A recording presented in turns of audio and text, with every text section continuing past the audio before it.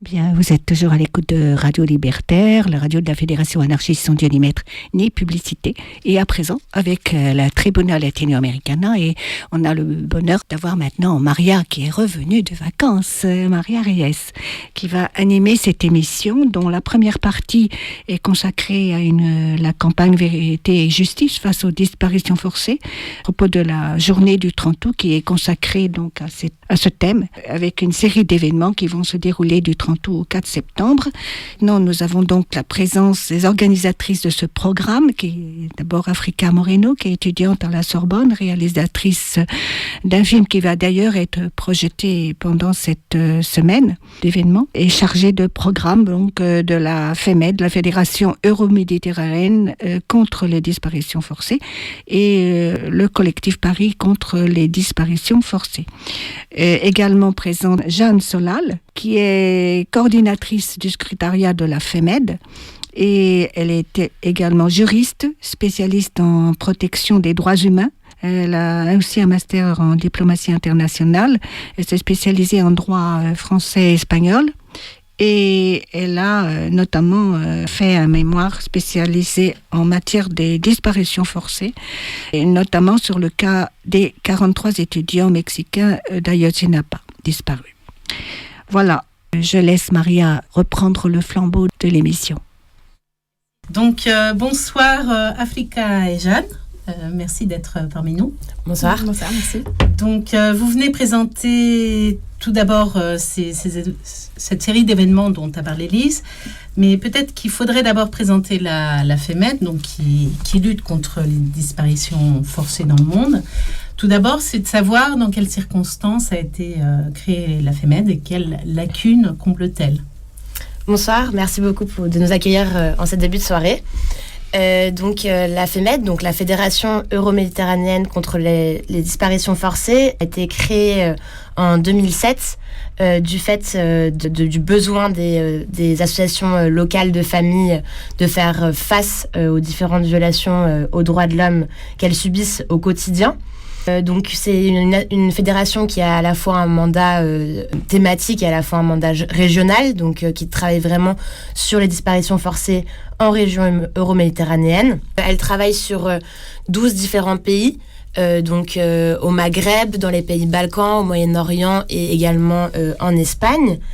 Et elle a été créée donc en 2007 à Beyrouth, et donc c'était donc du fait du besoin de 8 associations locales, donc vraiment de se fédérer et de mettre en commun ces différents besoins des familles de disparus.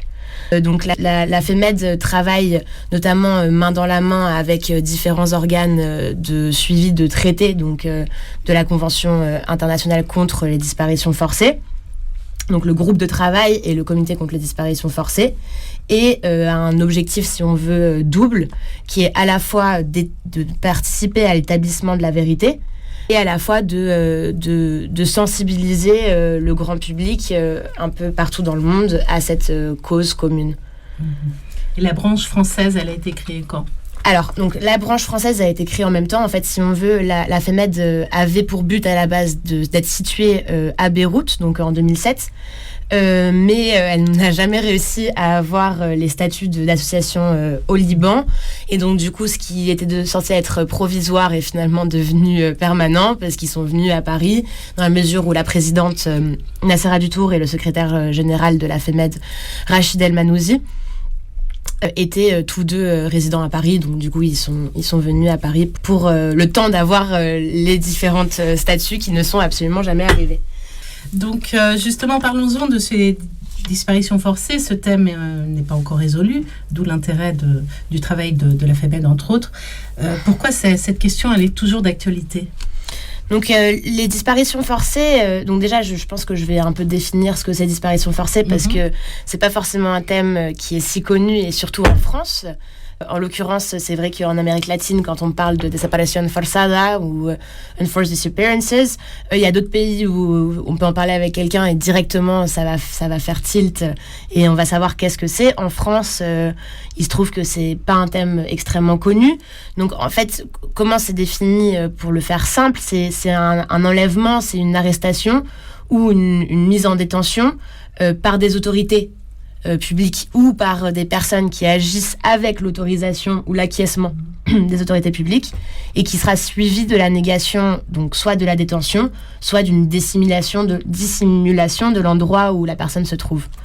Donc finalement, c'est un enlèvement d'État, si on veut, de la société, qui va avoir de grandes conséquences multiples, et pour la personne et pour la famille de la personne, parce qu'en fait, finalement, enfin les proches, même pas forcément que la famille, finalement, les victimes de disparition forcée sont multiples. Il y a la personne en soi qui va avoir une privation de liberté, une privation de ses droits fondamentaux en tout genre, mais également des proches qui vont finalement passer leur vie à chercher la personne disparue, et qui vont faire chercher aussi un établissement, ou en tout cas se rapprocher de la vérité. Très bien. Du coup, les personnes disparues, elles ont quel statut ? C'est-à-dire, selon le pays, quelle proportion ça peut prendre ? Une personne qui disparaît en Amérique latine, au Moyen-Orient, est-ce que c'est la même chose, ou est-ce que tu considères qu'un disparu, c'est... Je pense aux Argentins, surtout. Mm-hmm. On voit le cas des abuelas. Il y a quand même toute une mouvance. Bien sûr. Déjà, je pense qu'il y a un point commun entre les différentes disparitions forcées dans le monde. La disparition forcée est réellement une stratégie de terreur étatique. L'idée est vraie.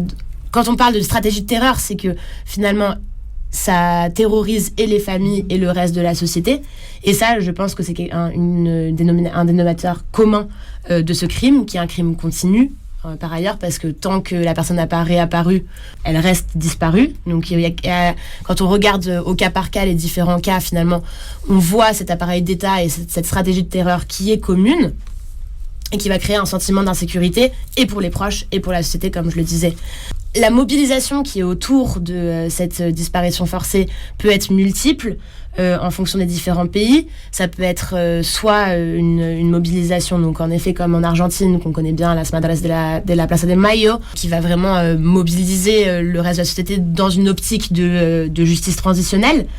Mais il y a d'autres pays où, du fait de l'appareil d'État et de la répression telle, qui fait que la mobilisation peut être distincte, si on veut.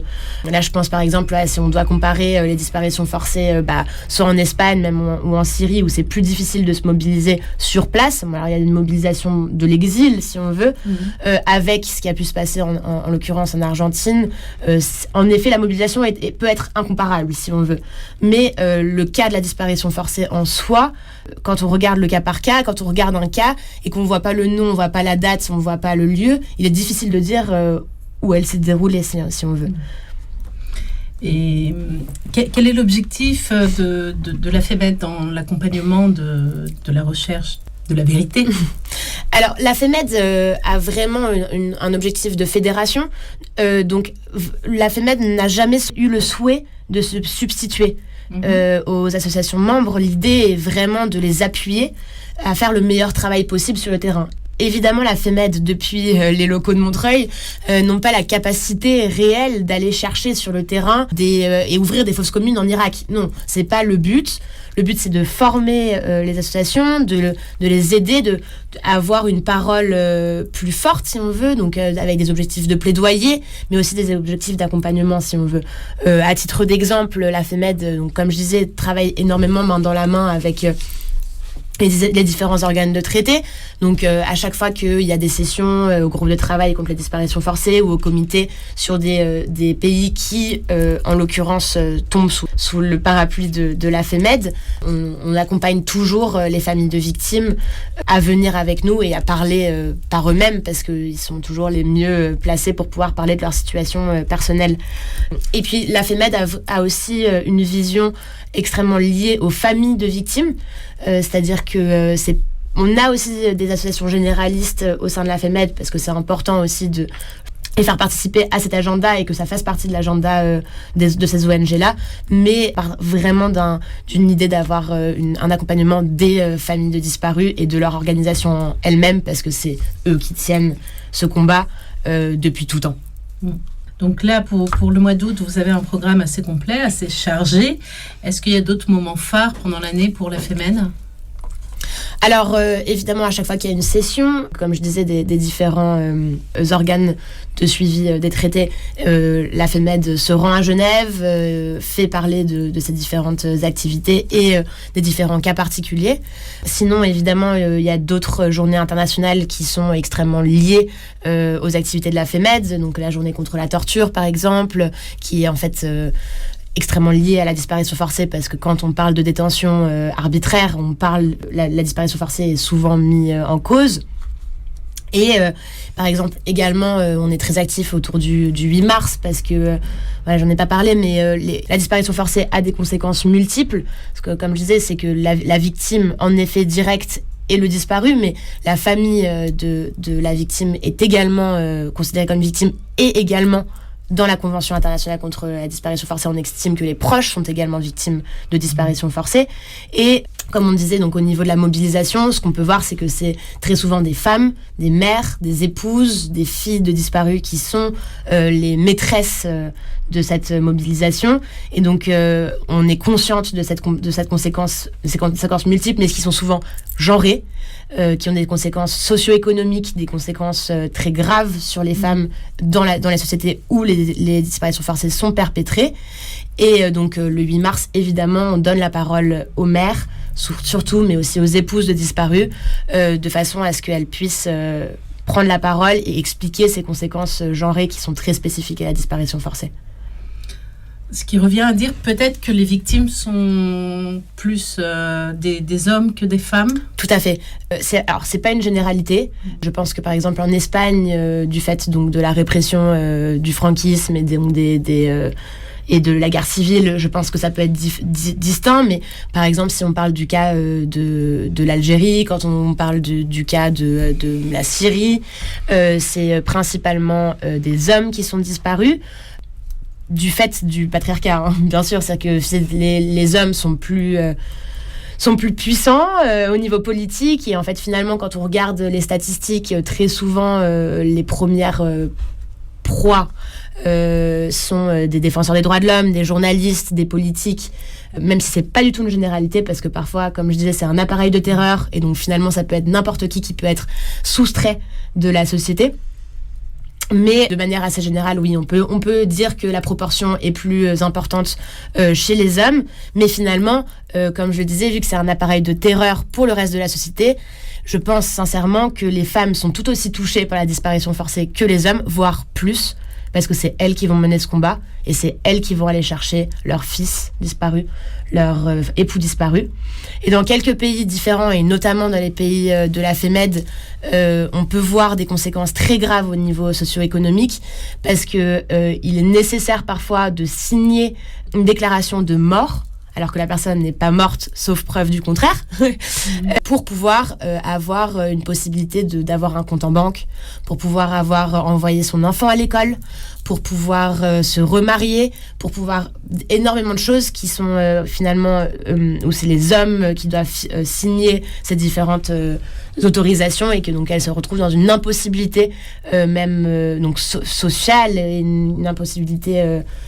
Une impossibilité, oui, au niveau de droit administratif également. Donc ça crée des conséquences extrêmement multiples, et qui vont être plus ou moins graves en fonction des différents pays. C'est une double peine, elles perdent Exactement. un proche, et de surcroît, elles arrêtent d'exister Exactement. aussi. Et même au niveau de la réparation, ce qu'on peut voir, c'est que quand il y a eu réparation, ce qui n'est absolument pas le cas dans tous les pays, ce qu'on voit, c'est que finalement, pour avoir une réparation même financière, qui est parfois extrêmement importante, parce que on sait qu'il y a des pays où il y a eu des disparitions forcées qui ont été perpétrées, où les femmes ne travaillaient pas forcément, donc du jour au lendemain elles perdent un proche, elles se retrouvent à être obligées de chercher ce proche, parce que en fait c'est impossible de s'arrêter de cette recherche, de cette volonté de vérité, et finalement elles-mêmes, donc elles se retrouvent sans emploi, sans la personne chère. Et donc du coup, elles se retrouvent dans des catastrophes économiques où elles sont obligées de signer cette déclaration de mort, alors qu'en fait, quand on a une personne disparue, on n'a pas envie de l'estimer comme mort, parce que le deuil est impossible. Quel est l'objectif de cette semaine que vous allez présenter, l'objectif général, parce qu'après on passera vraiment, pas au cas par cas, mais on aura un programme détaillé avec Africa. Quel est l'objectif voulu ? Alors, l'objectif qu'on a eu, donc la FEMED a toujours organisé le 30 août, notamment avec différentes associations qui collaborent sur d'autres régions du monde, sur d'autres pays, depuis Paris et depuis l'étranger. Mais là, l'objectif de cette semaine est vraiment, si on veut, est vraiment de montrer la multiplicité des cas, la présence géographique internationale de la disparition forcée. Selon l'ONU, il y a 85 pays qui sont touchés par la disparition forcée dans le monde. Sur 189, ça fait beaucoup. Donc voilà, montrer un peu que c'est, en fonction des contextes, en fonction des pays, ça peut être différent, mais que finalement la recherche de la vérité est la même, la mobilisation est la même, et la cause, les causes et les conséquences sont finalement très similaires, même si on est dans des pays et des contextes extrêmement différents. Donc la campagne qu'on est en train de mener s'appelle « Agir contre le déni de justice ». Parce que voilà, un des dénominateurs communs aussi de la disparition forcée, c'est que du fait de son caractère politique, c'est un crime qui est majoritairement politique, si on veut, c'est quand même un crime d'État, donc c'est quand même un crime qui est considéré comme politisé, c'est très difficile de pouvoir arriver à une justice.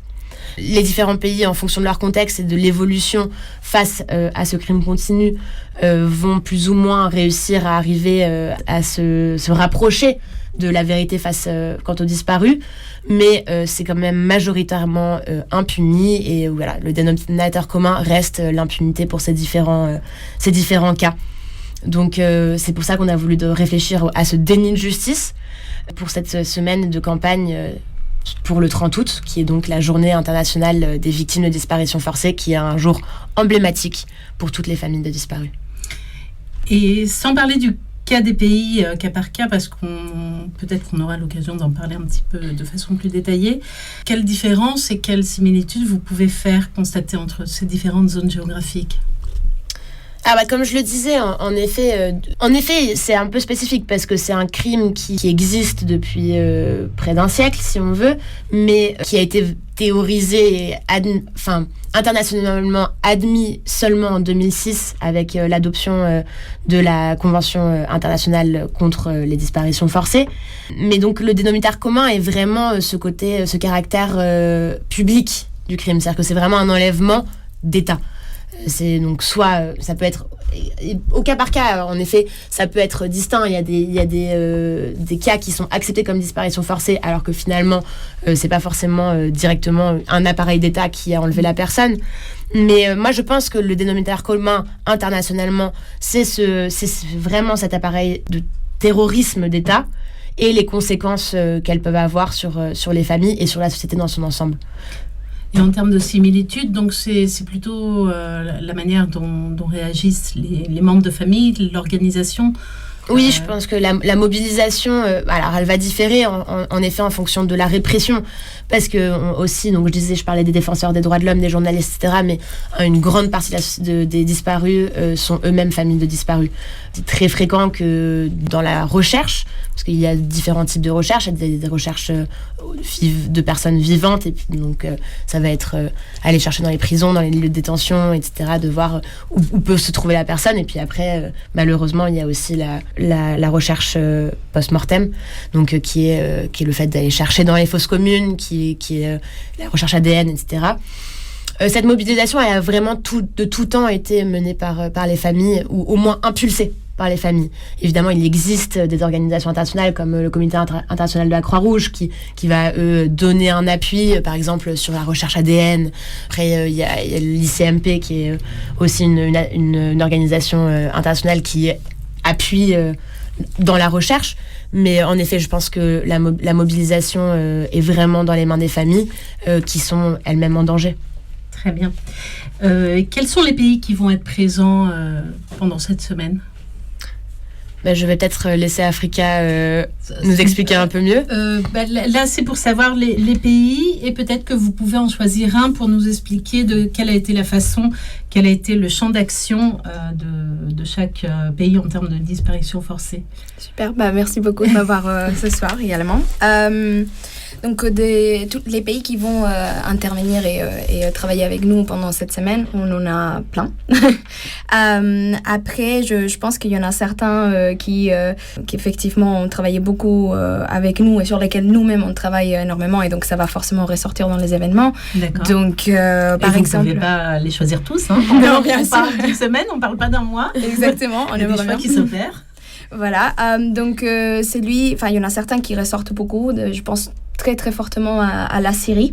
C'est vrai que on a eu l'occasion de discuter avec des anciens disparus, des anciens détenus, avec d'autres associations comme No Photo Zone, donc qui agissent sur la recherche des disparus, et notamment en dénonçant la détention arbitraire qui est, comme évoquait Jeanne, un outil de terreur en Syrie.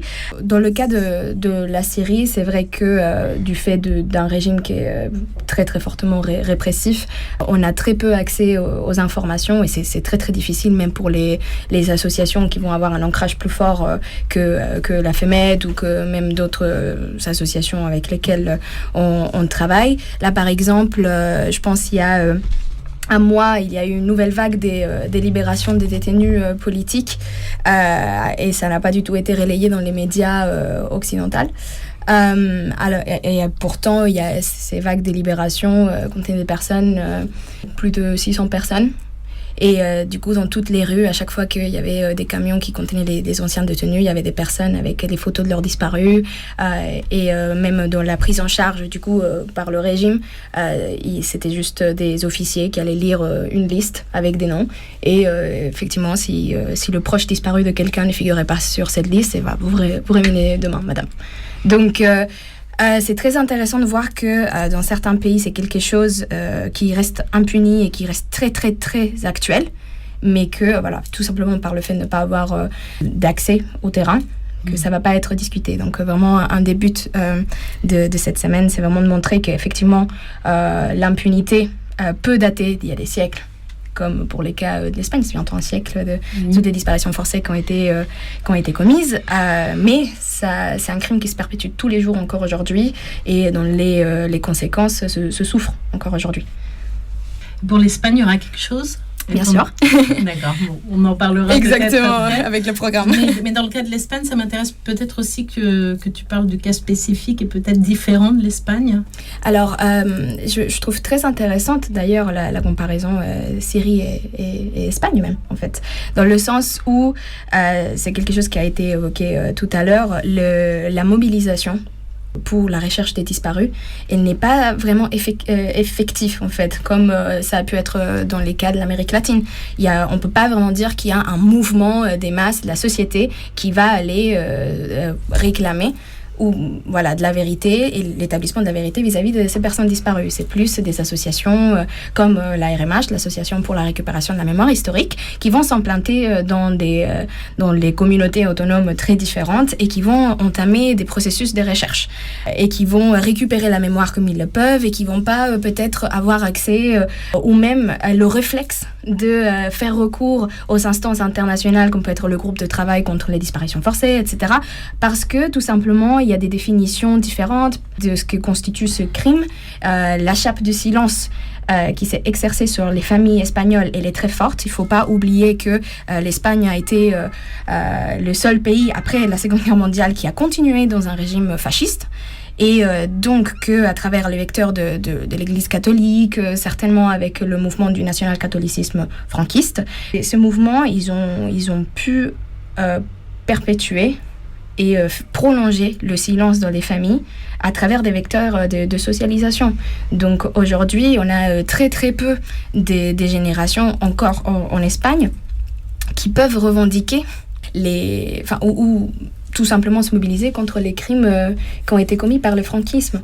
C'est-à-dire que la plupart des personnes qui se mobilisent, ils sont en exil. Et ce sont des descendants des républicains exilés. C'était ma deuxième question par rapport à l'Espagne. Comment est-ce que on récupère le temps, mais comment est-ce qu'on joue contre le temps? Parce que là, je ne sais pas si c'est toujours le cas, mais lors des disparitions forcées, j'imagine que les pistes pour des possibles exhumations ou des possibles fausses communes, c'est toujours peut-être quelqu'un qui se repentit et qui donne peut-être un témoignage, etc. Dans le cas de l'Espagne, comment ça s'opère finalement presque un siècle après, comme tu l'as dit. Exactement. De mon propre expérience, du temps que j'ai pu passer avec la RMH, donc encore une fois l'Association pour la récupération de la mémoire historique, en fait, ça peut être certainement de personnes qui, à l'époque, lorsqu'un proche a été disparu, du peu d'informations qu'ils avaient, ils notaient et même si cette chape de silence commençait à s'exercer sur les familles, ça a été des informations qui ont été relayées et effectivement il y aura quelqu'un 3 générations plus tard qui va dire ah oui, moi mon papy il est voilà. Et évidemment lorsqu'on a un disparu dans sa famille, on n'oublie pas. J'ai pu rencontrer donc c'est le petit-fils d'un disparu en Espagne. Et il y a cette curiosité de qui était la personne, pourquoi elle a été enlevée. C'est vraiment un trauma qui est vécu dans la famille, c'est une tragédie. Et donc même si effectivement l'appareil répressif de l'État franquiste a su mettre une chape de silence très très lourde, on n'arrive pas à faire taire en fait la souffrance de ces personnes. Tu voulais réagir ? Oui, je pense que même au niveau juridique, si on réfléchit au cas espagnol, comme même on peut comparer à différents cas, je pense que c'est aussi lié à l'exercice de la justice transitionnelle. Parce que finalement, donc la justice transitionnelle, c'est l'ensemble des différents mécanismes qui vont passer d'une société qui est autoritaire ou après un conflit ou post-conflit et qui va transitionner vers un état de droit. Donc finalement, c'est tout un éventail d'actions et ça peut passer donc de la loi d'amnistie qui est la plus grave si on veut, donc qui est le cas de l'Espagne. Donc après je reviendrai pour expliquer voilà. Et ça peut passer aussi par le jugement, qui est finalement la meilleure des façons de faire.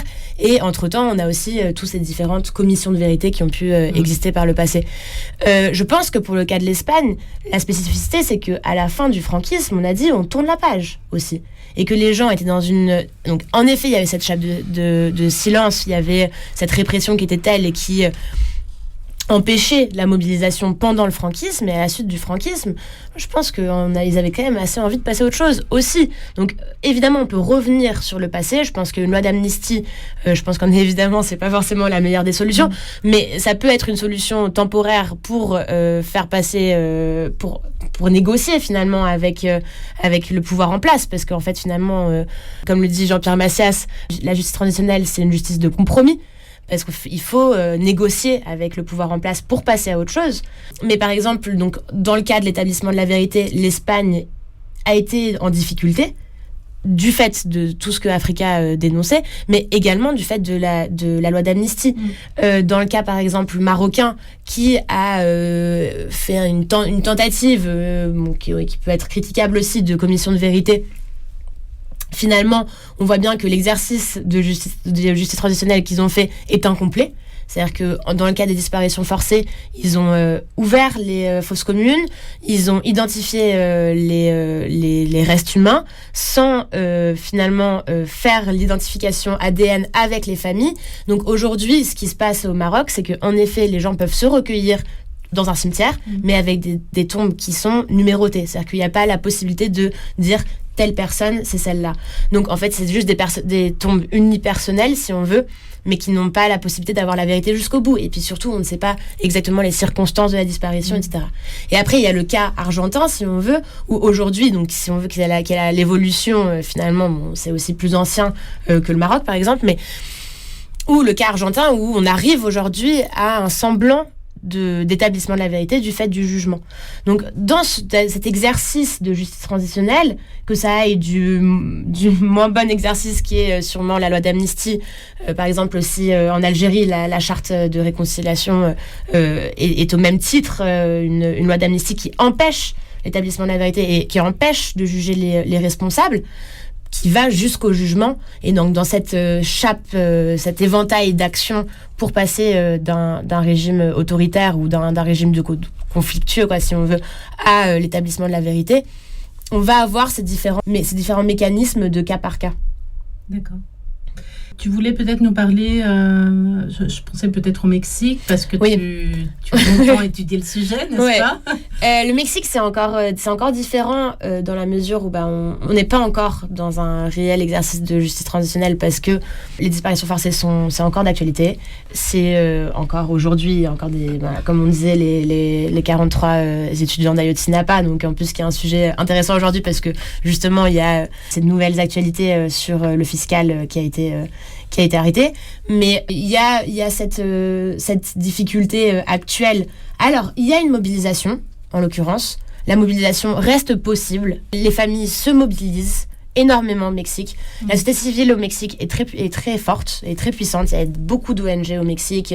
C'est un pays qui a cette culture aussi de la force de la société civile. Par contre, c'est vrai que la violence étatique dans la guerre contre les cartels fait que d'un côté comme de l'autre, on a encore cette difficulté d'établissement de la vérité. Et puis en fait, l'autre souci à mes yeux du Mexique, c'est ce degré de corruption qui fait qu'on ne sait plus vraiment qui est qui.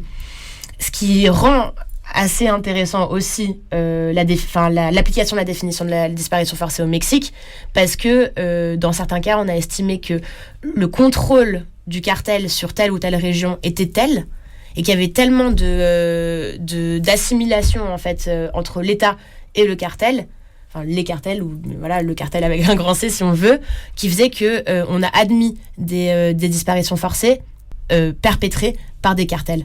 C'est-à-dire que là, quand on parlait du coup d'acquiescement de l'État, c'est vraiment très spécifique au Mexique, et donc là, pour le coup, ça s'applique, et ça s'est appliqué dans différentes zones au Mexique. Et est-ce que l'élection d'AMLO, qui était plutôt tout récente, ça a changé quelque chose dans ton sens? Alors, j'aime pas trop parler des cas quand j'ai plus un lien direct avec eux. Quand j'étais au Mexique, du coup c'était entre fin 2019 et début 2020. C'était vraiment le tout début du mandat d'AMLO. AMLO a été élu avec une réelle volonté de changement. Sa campagne était 100% anticorruption. Alors moi, quand j'y étais, au bout de 3 mois, il y a le El Chapito, donc le fils du Chapo qui a été arrêté. Au bout de 24 heures, ils ont été obligés de le relâcher.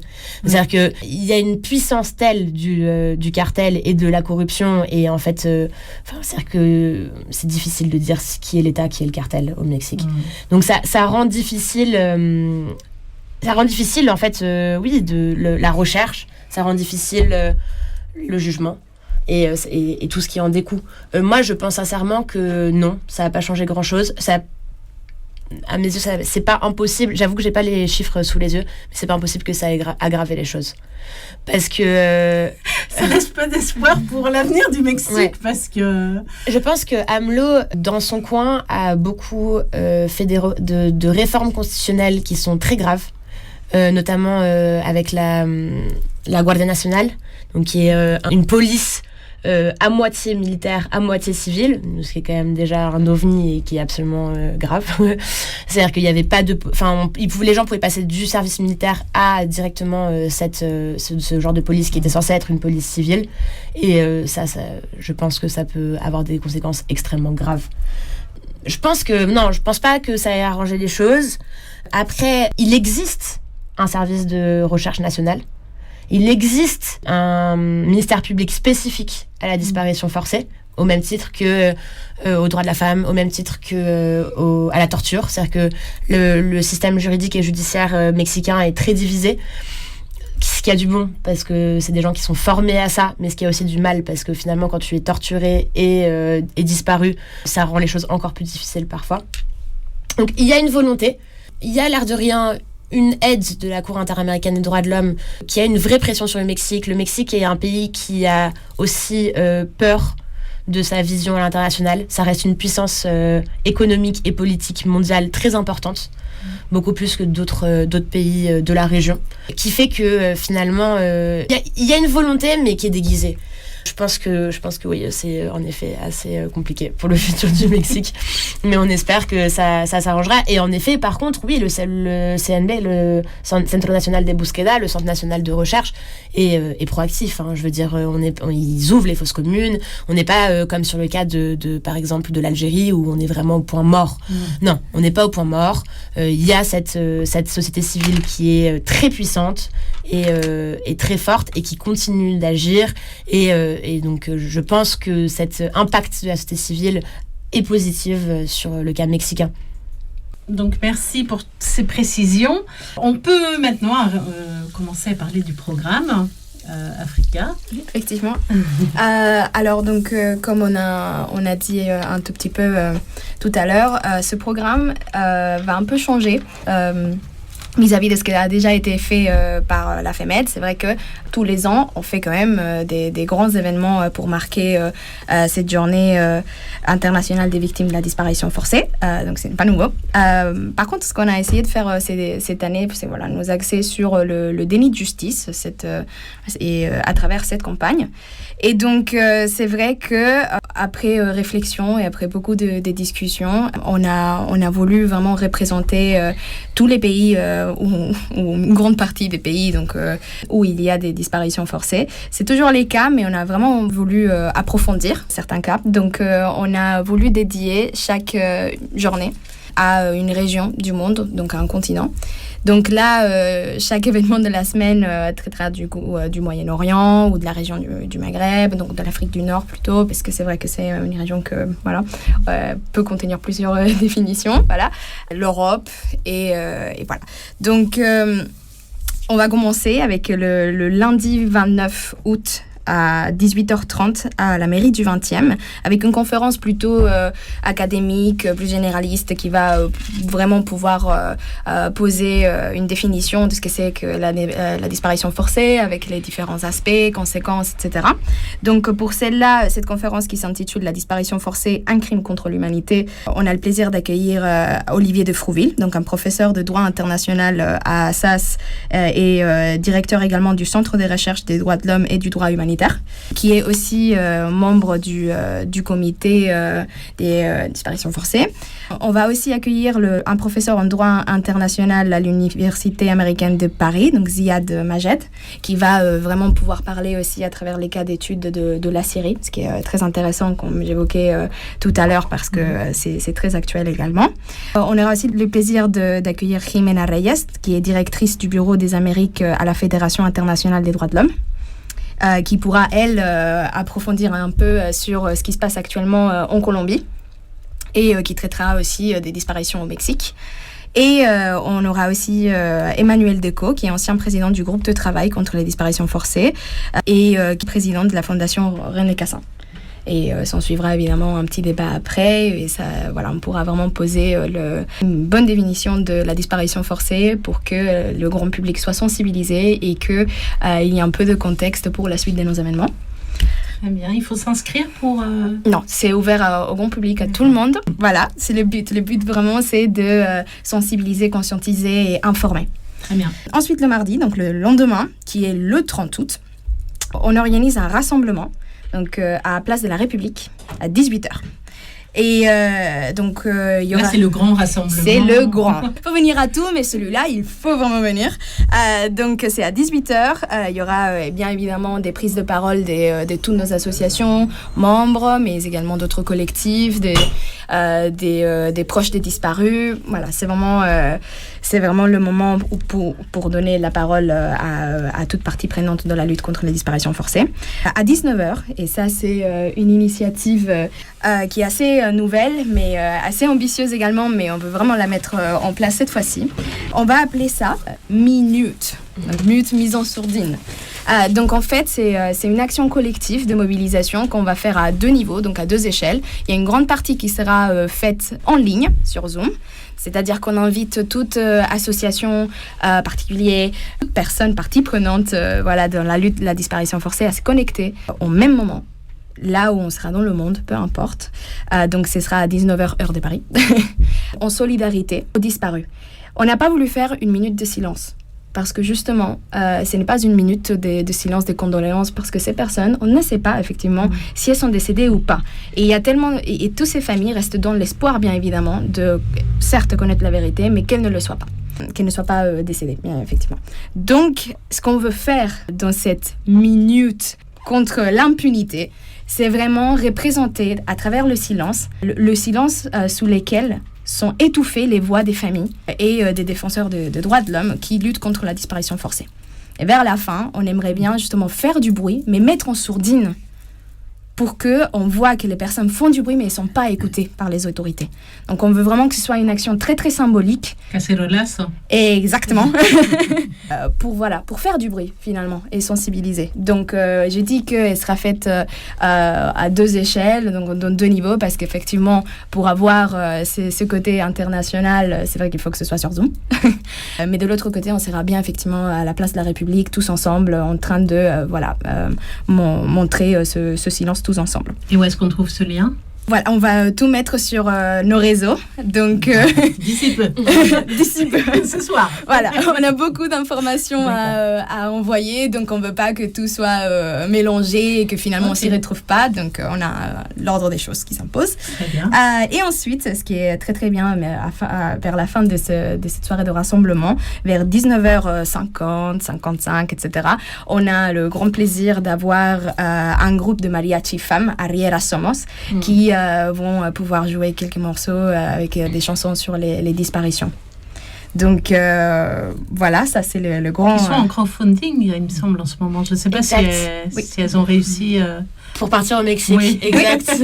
Je ne sais pas trop où ça en est, mais en effet, n'hésitez pas à les soutenir. Voilà, donc ça va être le grand rassemblement du 30 août.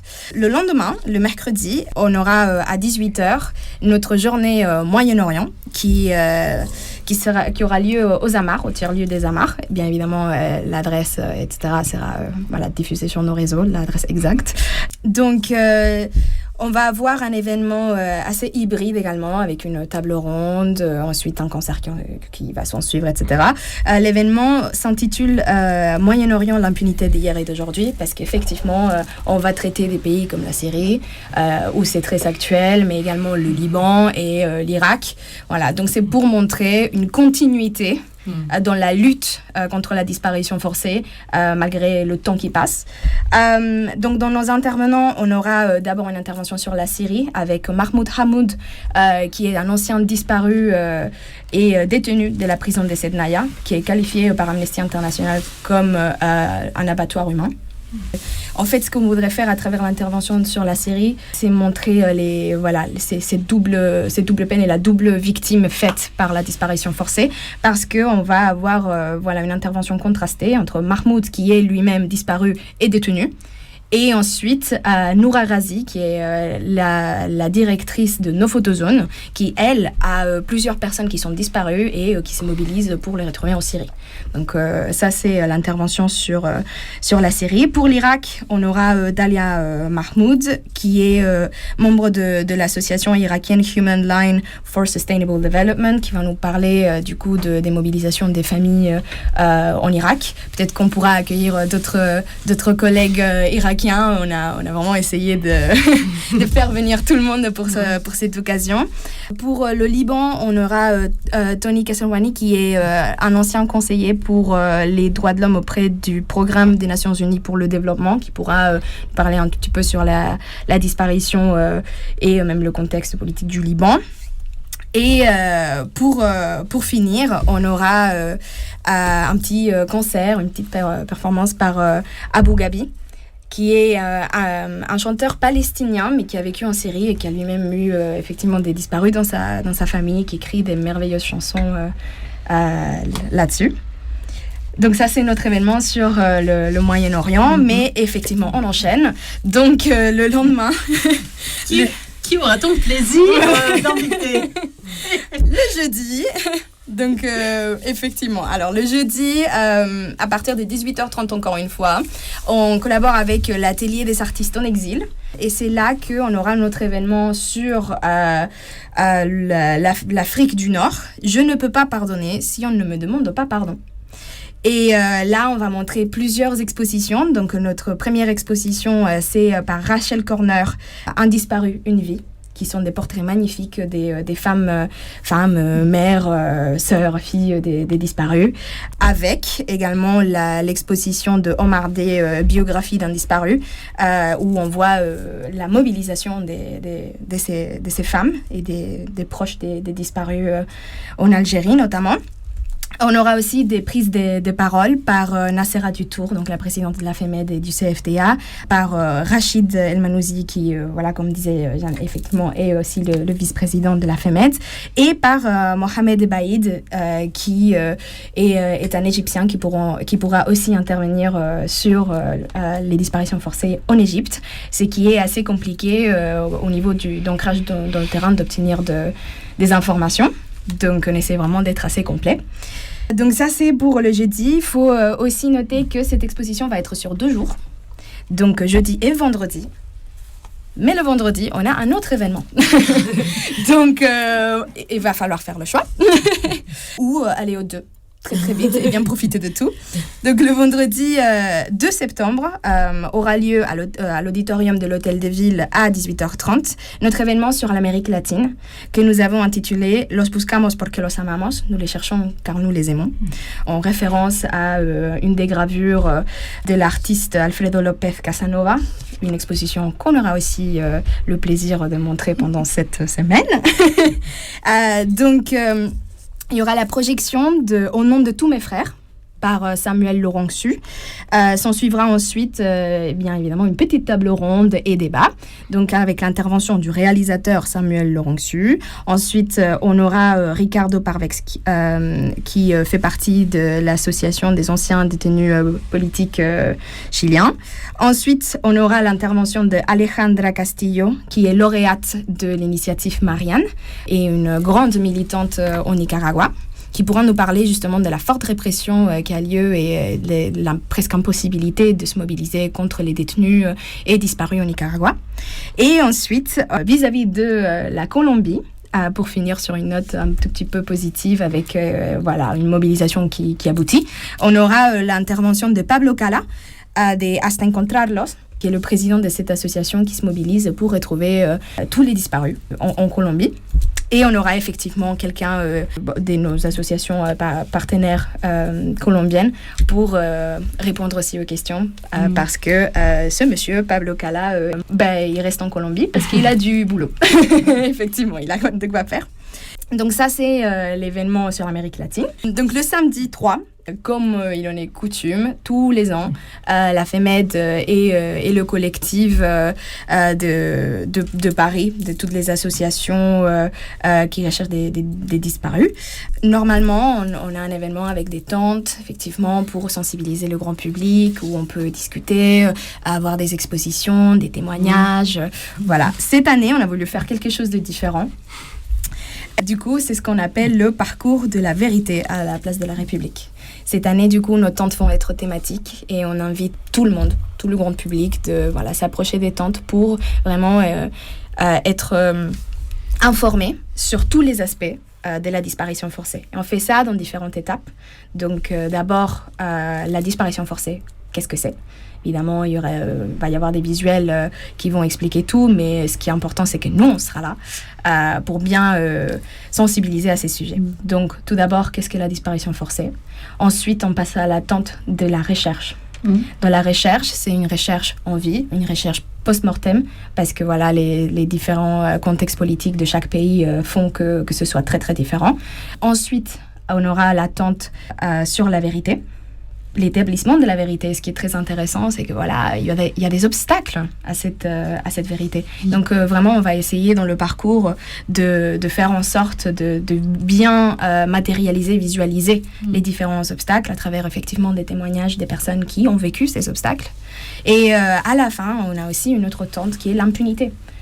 lorsqu'il y a l'absence de cette vérité, quels sont les différents mécanismes pour cette impunité, comment on peut se mobiliser contre, comment la contourner effectivement. Et ce qui est d'autant plus prégnant, c'est ces familles qui n'ont pas le droit à cette réparation. Et comme évoqué Jeanne, effectivement, cette réparation qui est sous condition effectivement de faire un acte de décès de son proche disparu, qui est une injustice impunie, effectivement. Eh bien, comment est-ce que ces familles parviennent à une réparation qu'elles estiment digne? Et finalement, la réponse pour la plupart, c'est elles trouvent la réparation elles-mêmes à travers des façons d'expression peut-être artistiques, qui sait, dans leur mobilisation, dans leur rencontre par la suite. Ce sont des personnes qui, bien évidemment, auraient aimé ne pas devoir s'inquiéter sur la disparition. Et c'est la disparition d'un proche qui les a poussés à cette mobilisation, à cette nouvelle vie. Et donc, vraiment, le but de cette journée, c'est de donner la parole à toutes ces personnes qui ont disparu ou à toutes ces parties prenantes qui voudront vraiment sensibiliser le grand public, notamment en France, de ce que c'est que ce crime et comment une personne lambda doit faire face à ça, le digérer si possible, mais surtout se battre contre. On se bat contre des États quand même, c'est pas facile. Donc et dans ça, on aura une autre tente pour des gâteaux aussi. Mais surtout, on aura, c'est là où toutes les grandes collaborations qu'on a pu faire cette année vont être présentes. Je pense notamment à Teje, je pense notamment à Citoyenneté pour la paix en Colombie, je pense notamment aux Brigades internationales de recherche au Mexique qui ont été vraiment très très investies et qui ont su nous travailler avec nous pour nous montrer des témoignages, des vidéos, des capsules vidéo, des supports très très très prenants et très importants. Donc voilà, aussi merci à eux. Et dernier événement. Voilà. On sera tous très très fatigués. Le dimanche, parce que comme ça on finit la semaine quand même. Le dimanche à 17h30 aura lieu dans la salle des filières de la Ligue, pardon. Je vais bien mettre l'adresse dans le réseau, donc ce sera un peu plus clair. Notre événement sur l'Europe. Donc, Europe, disparition forcée, un secret d'État. Et c'est là qu'aura lieu la projection pour la deuxième fois de mon court-métrage, Olvidados bajo tierra, oubliés sous terre, sur la récupération de la mémoire historique en Espagne et justement sur ces obstacles à l'octroi de la vérité, l'établissement de la vérité et d'une justice, une justice pour tous.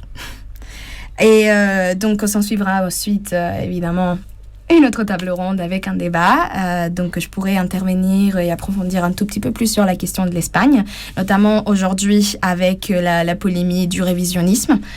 Voilà.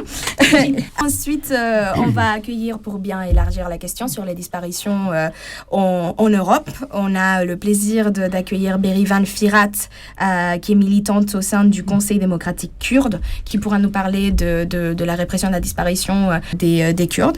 Et ensuite, on va approfondir encore plus avec la présence de Nuray Simsek, qui est lauréate à l'initiative Marianne, qui vient de Turquie, qui est dissidente politique et militante, qui a un sacré parcours également.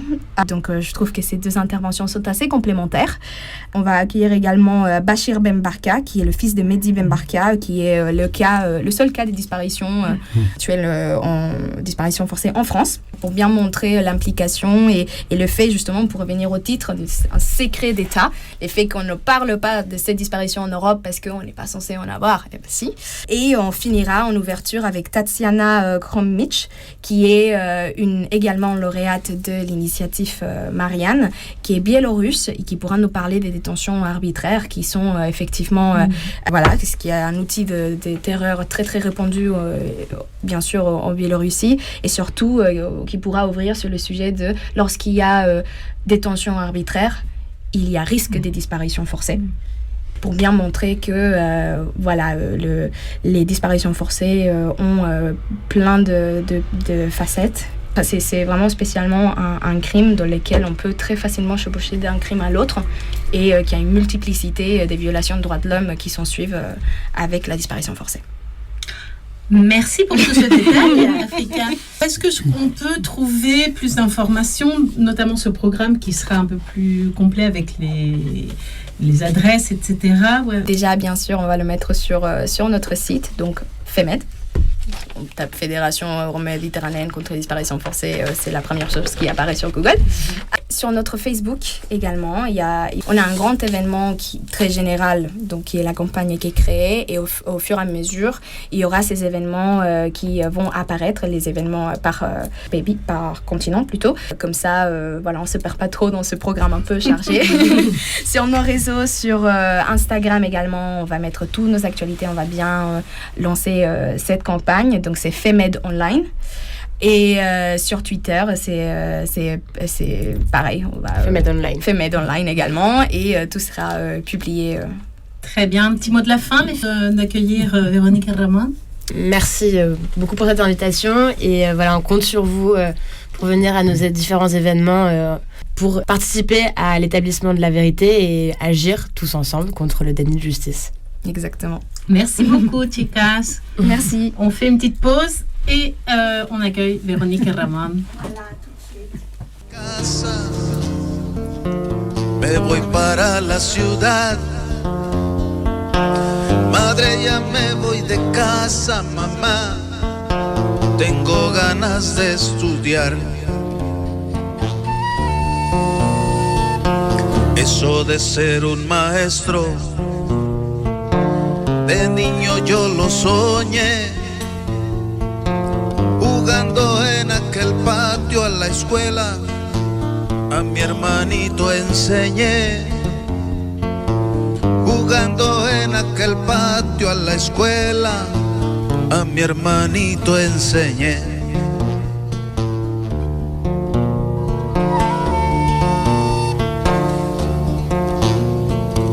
Como no había pa'l viaje, me puse yo a trabajar. Hice mi examen de entrada con ansias, contento de ir a estudiar. Hice mi examen de entrada con ansias a esa escuela rural.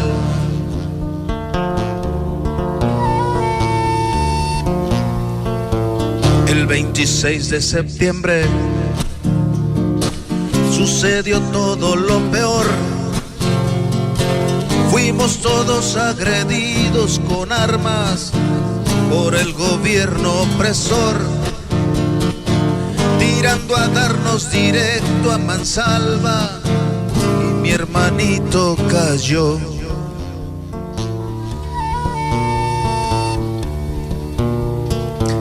Corrimos todos a un lado para podernos salvar. Los policías en cambio llegaban dispuestos a asesinar. Los policías en cambio llegaban dispuestos a asesinar. Ya no pudimos salvarnos, a golpes nos levantaron, nos desnudaron a puras mentadas, nada podíamos hacer. Boca abajo con la bota en la cara, nos querían desaparecer.